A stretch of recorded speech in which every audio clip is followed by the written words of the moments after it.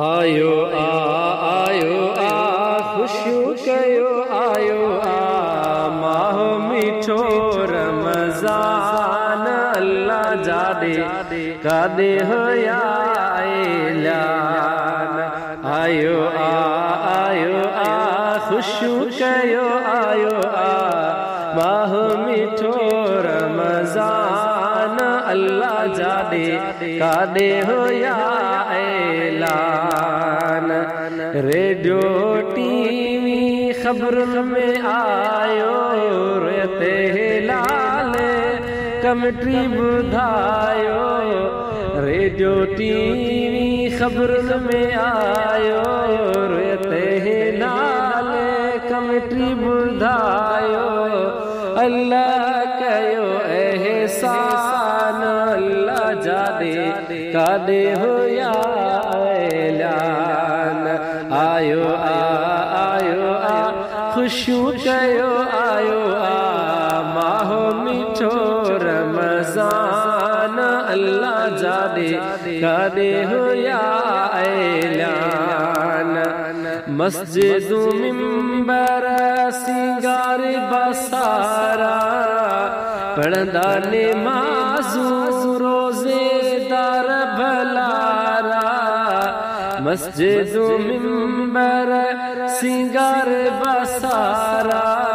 पढ़ंदा नमाज़ू रोज़ेदार भलारा जन्नत में तने लारयान अल्लाह जादे कादे होया ऐलान आयो खुशियूं कयो आयो माह मिठो रमज़ान अल्लाह जादे कादे होया ऐलान है भाग खुली व्या थी वही बहारी जागंदा मोमिन हाणे रात सारी भाग खुली व्या थी वही बहारी जागंदा मोमिन हाणे रात सारी लोली हूँ दने कुरान अल्लाह जादे कादे होया ऐलान है आयो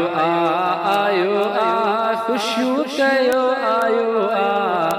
है माह मिठो रमज़ान अल्लाह जादे कादे होया ऐलान सेरी अफ्तारी मौसम मलारी सेरी अफ्तारी मौसम भलारी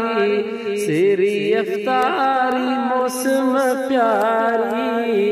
हर घर में आ रोज़ी जी त्यारी हर घर में आ रोज़ी जी त्यारी इब्लिस लाज़िमदान अल्लाह जादे कादे होया ऐलान आयो खुशियूं कयो आयो है माह मिठो रमज़ान अल्लाह जादे कादे होया ऐलान अदब वारन ते रब हूंदो राज़ी बख्श जीवींदन गुज़रियल सारी अदब वारन ते रब हूंदो राज़ी बख्श जीवींदन गुज़रियल माज़ी है इज़्ज़त बि आली शान अल्लाह जादे कादे होया ऐलान आयो खुशियूं कयो आयो माह मिठो रमज़ान अल्लाह जादे कादे होया ऐलान मारे फाणी मीरा बख्शी दो मौला सब दुख लहदा कम थींदा सोला मारफाणी मीर बख्शींदो मौला सब दुख लहदा कम थींदा सोला छाल कयूं अरमान अल्लाह जादे कादे होया एलियान आयो आयो खुशियों कयो आयो माह मिठो रमजान अल्लाह जादे कादे होया।